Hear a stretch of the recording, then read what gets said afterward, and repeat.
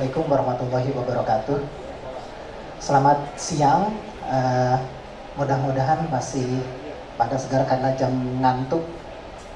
Mudah-mudahan sebelumnya saya ucapkan terima kasih kepada panitia yang telah memberikan kesempatan kepada saya untuk bagian materi ini. Kemudian mohon izin, terima kasih Dr. Dini, Dr. Ria, Dr. Reno, Dr. Hen, Dr. Dea, sama Dr. Oscar. Di sini ada beberapa yang saya hormati dan rekan-rekan sejawat sekalian yang saya cintai. Pada hari ini saya akan membawakan materi tentang cedera muka dalam kejadian sehari-hari. Sebetulnya hampir semua materi tadi sudah dibahas oleh semua pembicara. Jadi saya mungkin akan cepat saja. Terus tadi kalau saya bicara banyak dengan seluruh yang ada di sini, ternyata mungkin bukan hanya course ini, ada meet the expert juga ya. Saya banyak belajar juga tentang approaching, terus gimana teknik, walaupun dalam pembicaraan selama 2 jam dok, 2 jam ini bersama dengan teman-teman tadi masalah coding, masalah apa, dan memang itu ternyata dalam keseharian kita adalah sebetulnya hal-hal yang penting yang kadang-kadang kita lewatkan. Jadi saya mulai saja mungkin facial therapy in the practice. Jadi pada kejadian sehari-hari mungkin yang pertama adalah kalau memang misalnya ada pasien dengan cedera kepala, cedera muka, ini adalah yang penting adalah penilaian dan penanganan secara wajah. Penilaian ini keseluruhan ya dok. Jadi kita perhatikan karena kadang-kadang kita juga sudah terima pasien itu sudah di UGD, sehingga sebetulnya kita tidak tahu tuh waktu dari kecelakaan diambil ke UGD-nya seperti apa. Dan pre-hospital itu ternyata sangat-sangat penting untuk penanganan kita selanjutnya. Pada beberapa kasus, kalau saya di Cilegon kebanyakan mungkin kecelakaan di tol atau apa, kita nggak tahu tuh cara ngeluarkan dari kendaraannya, kita nggak tahu, datang memang sudah babak belur sekali gitu. Demikian. Nah, cedera wajah ini saya ulas di sini bahwa sangat berpengaruh terhadap kondisi jiwa. Tentu makanya karena itu dia sangat berhubungan dengan psikologi dan sosial. Muka itu akan bisa kita lihat apakah orang itu senang sama kita atau tidak. Terus apakah dia menyatakan pertemanan atau permusuhan, sehingga bagaimanapun wajah itu adalah hal yang mungkin utama karena tampakan utama kita. Sangat beralasan seseorang dengan cedera wajah tentunya dia akan lebih menarik diri, akan lebih mungkin minder kayak gitu.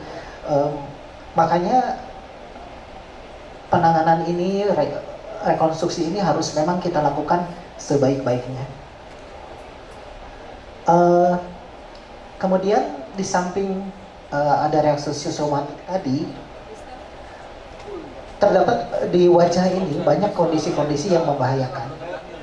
Karena kita bisa lihat otak dan saluran nafas berada di rangka yang sama, kemudian benturan itu bisa ke servikal, cedera struktur menimbulkan akibat memerlukan pengenalan. Jadi pada intinya pengenalan terhadap luka karena cedera kepala itu harus betul-betul kita perhatikan.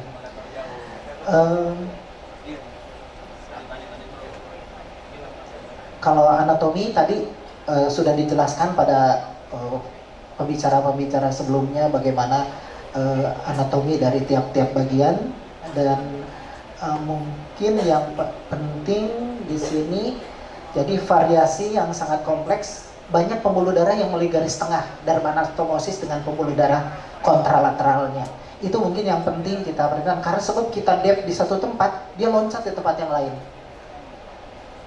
Jadi kita pun ngedep pun tidak bisa tekan setekan-tekannya.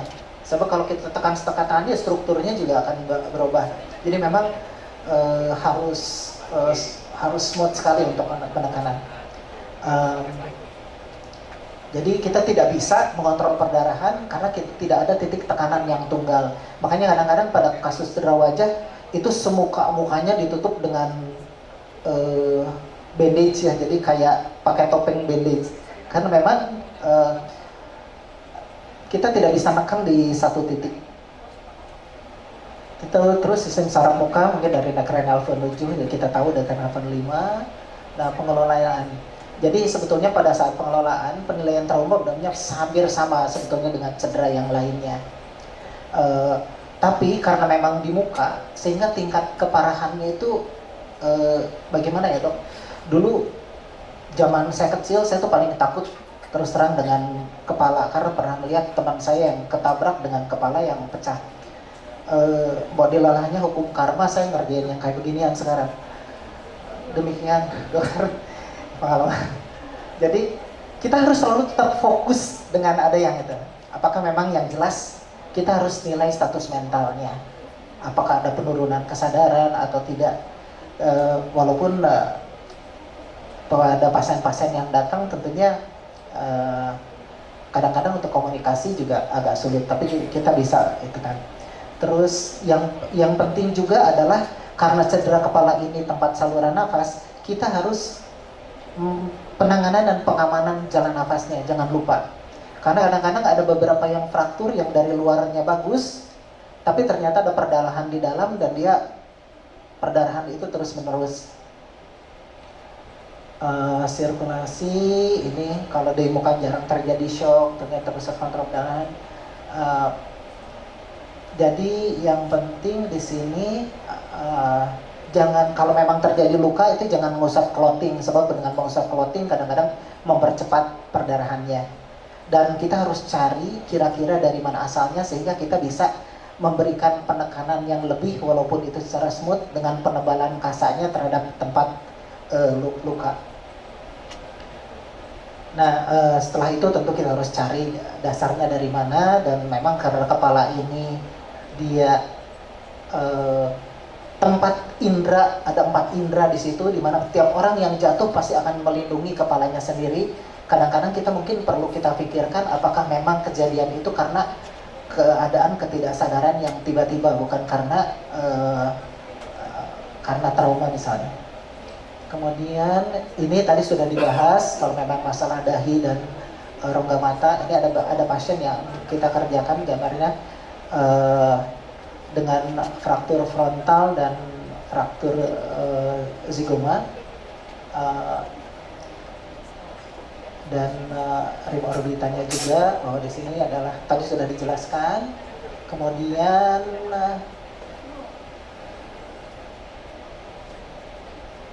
bilateral tidak ini standar. Nah ini mungkin yang perlu kita kerjakan karena berhubungan dengan bola mata. Kadang-kadang kita lupa nih dengan bola mata. Kita selalu concern terhadap frakturnya, tapi kita tidak melihat bola mata. Untuk bola mata itu harus dilakukan perlindungan. Tolong dilihat kalau memang misalnya perlu pakai cup kalau dilindungi. Karena kadang-kadang sering pasien kita concern dengan luka-luka yang lainnya, tapi kadang-kadang matanya jadi kering gitu ya, jadi rusak. Jadi untuk pelembab, untuk segala macamnya itu harus diperhatikan. Kemudian maksila dan hidung, midface, ini tadi sudah didiskusikan. Ini maksila hidung, tadi sudah dijelaskan, sangat jelas sekali. Terima kasih.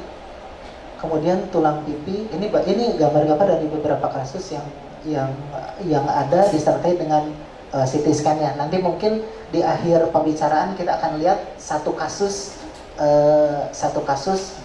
penata laksanaan dari cedera kepala ini. Kemudian mulut dan mandibula, di sini yang paling itu mungkin karena kadang-kadang mulut dan mandibula ini terjadi perdarahan yang tidak terlihat, kita harus lihat perdarahannya apakah dia subsuction dan kalau memang dia lebih banyak menelan darah, karena dia akan merangsang muntah, dan kadang-kadang begitu saat muntah itu mengagetkan kita seakan-akan perdarahannya luar biasa sekali. Dagu slide. Jadi kesimpulan yang saya bicarakan, nanti kita akan ke kasus bahwa derajat kecacatan trauma ini sangat penting. Tadi penanganan prehospitalnya dari pada saat pembawaannya, kemudian penderita trauma wajah ini harus dibawa fasilitas yang tepat dengan cara yang benar. Jadi kemudian harus sangat hati-hati menjadi jalan terbuka, kerusakan interkranial. Ini poin 1 dan poin 2 ini sebetulnya adalah tugas kita sebagai dokter yang menangani cedera kepala untuk memberikan edukasi kepada mungkin yang membawanya seperti supir ambulans atau apa. Memang edukasi itu harus kita berikan sehingga transportasi dari tempat cedera ke tempat penanganan cedera itu bisa meminimalisasi kerusakan. Kemudian yang jelas setelah memang kita melakukan penanganan fokus pada cedera, membuat rencana penanganan yang baik, terus kita juga harus memperhatikan komplikasi, sebab rekonstruksi ini kadang-kadang kita tidak bisa mengembalikan bentuk sesempurna sekali. Kadang-kadang ada beberapa yang tidak karena seringkali pasien itu membandingkan dengan foto mereka sebelum kecelakaan. Sekarang sistem selfie ya dok, banyak orang yang punya foto sendiri baik dari kiri, kanan, atas, bawah. Nah begitu ada kejadian kayak gitu, begitu pas dilihat, loh kok saya beda katanya. Ini padahal udah habis-habisan, kita coba line-nya bagus, kita coba insisinya juga minimal, kita coba sebaik-baiknya, tapi tetap aja. Emang itu ujian kesabaran kayaknya buat kita. Terima kasih. Terima kasih. Saya coba ada satu case. Jadi gini, saudara sejawat, tadinya saya berpikir bahwa acara ini di sini meet the expert banyak yang sering dan melakukan trauma cedera wajah ini. Nah ini akan saya coba ada satu kasus mungkin bagi yang mulai, sehingga kita berani melakukan. Ini kasus, dok izin ini saya kerjakan dengan teman, ada yang memang sedang mencoba untuk belajar ini dan jadi peserta di sini juga. Dok, izin dok, bisa berdiri dok. Dokter Samsul, punten. Oke. Nah, saya kerjakan dengan dokter Samsul. Terus dok? Oh iya, dokter Samsul yang di ini dok. Kalau dokter Samsul yang dari Bandung itu guru saya dok. Izin. Jadi ini ada kasus seperti ini. Slide. Oke. Jadi tuan dia 42 tahun dengan diagnosa cedera kepalanya dimatikan. Ini ya. Dimatikan. Fraktur depres sinus maxillaris sinus. Fraktur dan kemudian hematom di ocular sinistra dan fundus laterotum di ocular sinistra. Ini kita harus selalu menjelaskan bahwa kita harus melihat apakah memang ada tanda-tanda penurunan kesadaran di situ. Kemudian kita lihat juga ada ruang muntah, apa memang ada perdarahan atau tidak. Dari perdarahan ini juga kita bisa menilai apakah memang dia di anterior atau di med atau di posterior. Kemudian ini tanda-tanda objektifnya dalam batas normal. Nah ini dari mata, fundus stratum palpebra, kemudian tampak hematom, kesan paresi nggak ada, visus, sulit nilai yang kiri, yang kanan bisa 6/6, mulut mukosoral gitu. Satu stereobulus pupil, isokor, kemudian ini dari CT scan. Dari CT scan didapatkan prima orbita, kemudian dari maksila di sini ada yang depres, kemudian prima orbita, kemudian ada di jiguma arts.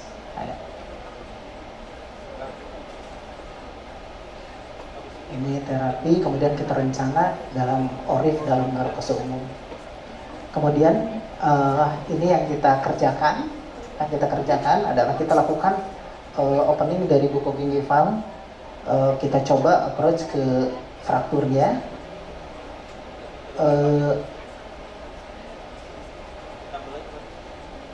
Sayatan, kita lakukan sayatan dengan ujung agak ke superior supaya dia lebih expose untuk memperbaiki karena ini ada depres. Jadi kita memang harus buka dan harus expose sebesar-besarnya. Nah, cuman mungkin pada saat pada saat operasi kadang-kadang asisten kita pengen lihat fraktur, dok. Nah, itu biasanya kalau asisten kita pengen ngelihat fraktur, dia narik ke lebih jauh muka saya sehingga mata kita jadi malah lapang pandang kita malah sempit. Mungkin itu yang beberapa trik di ini, karena asisten tuh selalu pengen ngelihat dengan posisi, jadi pandangan kita malah pada saat kita mencoba expose jadi lebih sempit. Demikian. Ini yang di rim orbitanya sengaja. Ini pada saat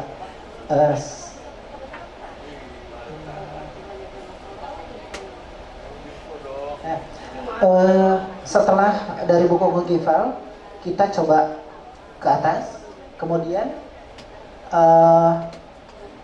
setelah expose di dua tempat tersebut, titik-titik itu menjadi acuan kita untuk mengembalikan depresnya. Jadi kita luruskan dulu zigoma arch-nya, intraoral, mohon maaf gambarnya tidak ada. Intraoral kita dari dalam, dari superiosteal, begitu teraba di sana dan kembali kepada mangkuknya ternyata dia stable. Kemudian baru kita coba angkat ke atas dan kemudian kita fiksasi. Yang pertama sebetulnya kita fiksasi yang supraorbita dulu, karena yang bawah bisa kita pegang dan bisa kita tahan sehingga rigidity dari tulang muka itu lebih baik. Kemudian kita lakukan pemasangan yang buku gingival. Ini hasilnya, selalu post-op kita lihat hasilnya. Saya coba cari foto watersnya karena untuk penilaian rim orbita itu yang paling bagus adalah Ronson Waters. Yang ada dua ini, sehingga kita bisa melihat rim orbitanya itu bagus atau tidak. Ini hasilnya alhamdulillah bisa baik dan depresnya bisa tertarik lagi ke depan. Kemudian ini hasil setelah satu minggu, ini jahitan di bukovilnya bagus. Kemudian yang di palpebranya juga tertutup oleh alis. Demikian mungkin yang bisa saya sampaikan. Mungkin yang penting bagi kita sebelum dulu untuk memberanikan diri melakukan operasi ini agak-agak susah karena begitu lihat di gambar betul-betul sempurna.